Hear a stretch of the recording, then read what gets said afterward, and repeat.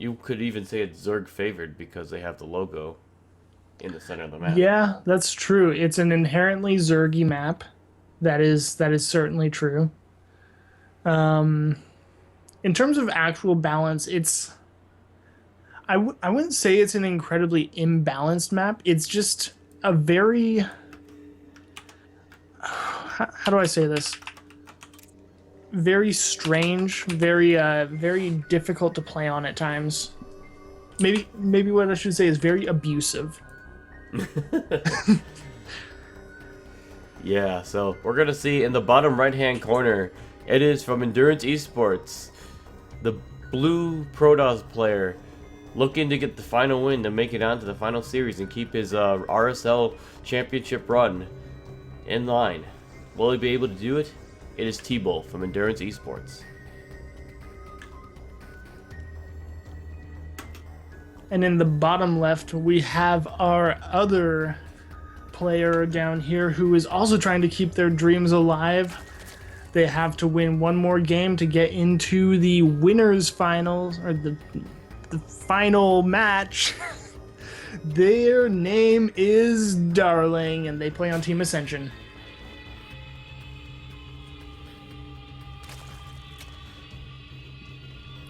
Yeah, so this is an interesting spawn position for our for this game here because we see the Zergs in the bottom left-hand corner and the Protoss in the bottom right, and so this is gonna most of the action is gonna be at the bottom of the map, and Zerg is just gonna be a little bit disadvantaged just because his natural is pointing out towards the Protoss, but it does have its own couple of its own little perks. Wouldn't you agree? Yeah, yeah, that's true. I mean, like you said, obviously it's a bit of a disadvantage just to have your natural already like expanding towards the Protoss because usually you do want to expand away and give yourself a bit of extra time to react if they do like a big move out or something like that. But this gives you a nice third base position because you can take that upper one. Actually, no, just taking the third over at the continuing to expand towards the Protoss and also going 3 hatch before pool. 3 hatch, gas, extra drones. This is like as greedy as you can get.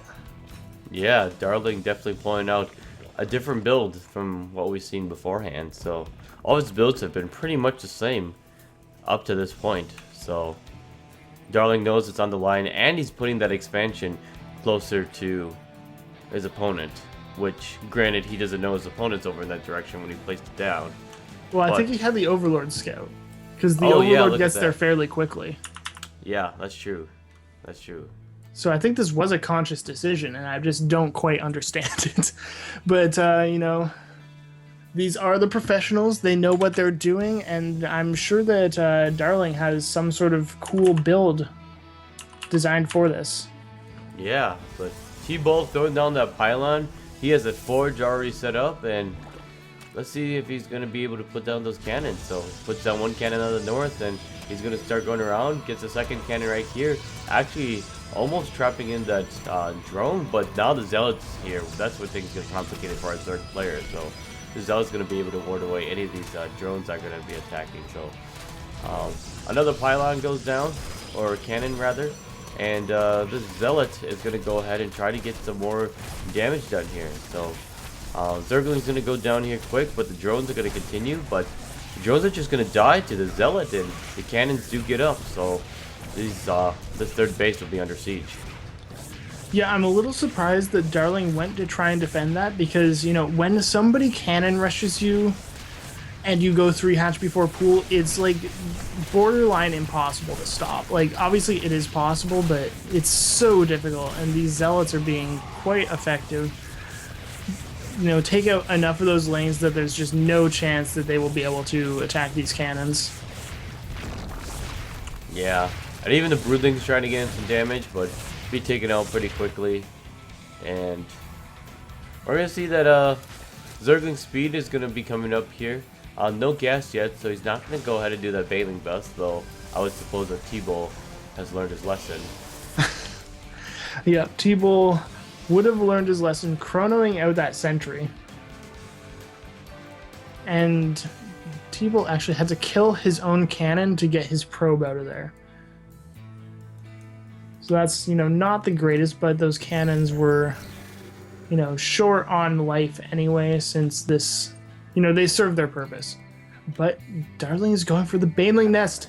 We are going to have another Baneling bust. This is going to be the 4th out of 6 games. Yeah, but this probe actually is going to get in here. This probe, is he going to scout? Yeah, he scouts the Baneling's nest, but is he looking? So I didn't see if he got to click on that, but he definitely knows that that building is down there, and it's either Roach Horn or Baneling nest. Either way, there's aggression coming up, so TeebuL knows what he's in for. He puts all these pylons up. He's even reinforcing with additional pylons. Well, okay. Darling can go for this south pylon, and that will be better than trying to bust through the 7 that they have up top. But there are 3 down there as well. I just can't see this going well. Yeah, but they're gonna go for it. Oh, force field actually goes down. It gets clutched and only taking out 1 pylon, and then the shields of another pylon. This is not the way that Darling imagined things going. But more sentries are gonna get popped out. So with the 3 cannons and the sentries to force fields, I don't think Darling will be able to do much more than this. No, there's no way. And Darling's droning out of it. There have been, I think, 13 drones made since that Baneling bust failed, so huge amounts of drones coming up, but Darling still can't even take that 3rd base because there are still cannons there. So if Darling wants a 3rd, he's going to have to take it at the northern location, which we were saying we thought was better anyway. But, what? Just why not? But now the warp gate is finished. There's still a reinforcing pylon there because it's been, it's the one that made the cannons. Yeah. So TeebuL's gonna move out. It's got a lot of sentries moving out on the map. Already has a reinforced proxy pylon that is fairly close to the action as well. Oh, but the Lings get on top of the sentries. Ooh. Good force fields. Yeah, Lings will have to pull away from that, but we're going to see a War Prism's actually going to come out, so this is just going to be another gateway timing. And Lings are going to try to get in and actually get a decent surround and get in, tucked in with a couple of these sentries, but able to save a decent lot of them actually. So I think, did all of them get saved there? Yeah, he hasn't lost a sentry yet, so all of them get saved, but the energy is low. So now Darling is making a bunch of roaches to deal with it, but there will be no roach speed for this attack. And, yeah, I mean, with all that energy gone, the roaches will be a lot more effective, but you probably want roaches and Lings just so you can sort of close that gap a lot quicker, or you want roach speed. Right. And so we're going to see the roaches are going to come in and going to partition a couple of these roaches apart, but still a good majority of them get over on this side, but able to take out most of them, so good trade for TeebuL, and Darling's going to have to pull back. The roaches did focus down the sentries, but that's no longer the dangerous part of this army. Darling just needs to deal with all these stalkers because they're going to do so much damage. The drones can't even be pulled because they got force fielded in. Yeah, the force field is going to go down, but that's just going to be it. TeebuL takes it, and Darling drops out of this group. Okay. Well, TeebuL moves on. TeebuL will be going into our final match of the day, but Darling, our Baneling busting hero, our Baneling busting bro, will not be making it to the round of 16.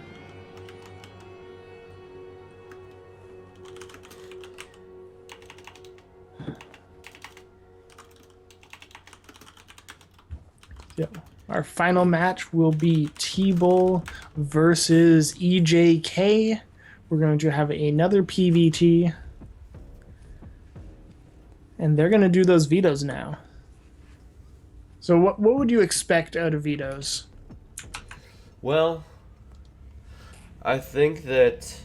So EJK is going to go first. So I'm willing to bet that the Moonlight Madness is gonna be, and Bridgehead are gonna be two of the first maps that are gonna be vetoed here. And then just gonna stick standard for the most part, from what I've seen from these maps. But actually, EJK chooses to veto Coda first, so Coda and Dash and Terminal from TeebuL are gonna go ahead and get vetoed right away. So that's already throwing my predictions out of the way. So I'm just gonna watch as this vetoes unfold. Well, this means we're either going to see Moonlight Madness or Bridgehead. Right? Yeah. This would have to. Well, not necessarily. No, we'll see, no. Bridgehead just got vetoed.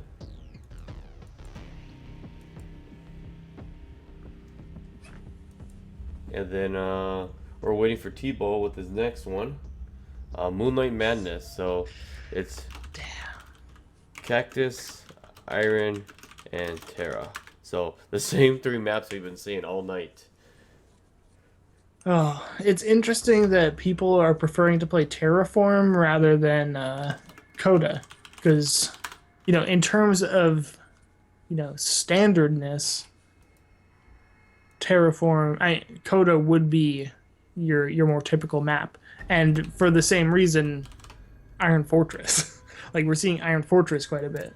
Yeah. So, but EJK likes to go with that mech, so we might see a little bit of that again here. So that's true. We could have another mech play, versus Protoss. Yeah, those maps actually, they're except for Terraform, are all 4-player maps. So definitely might be worth considering.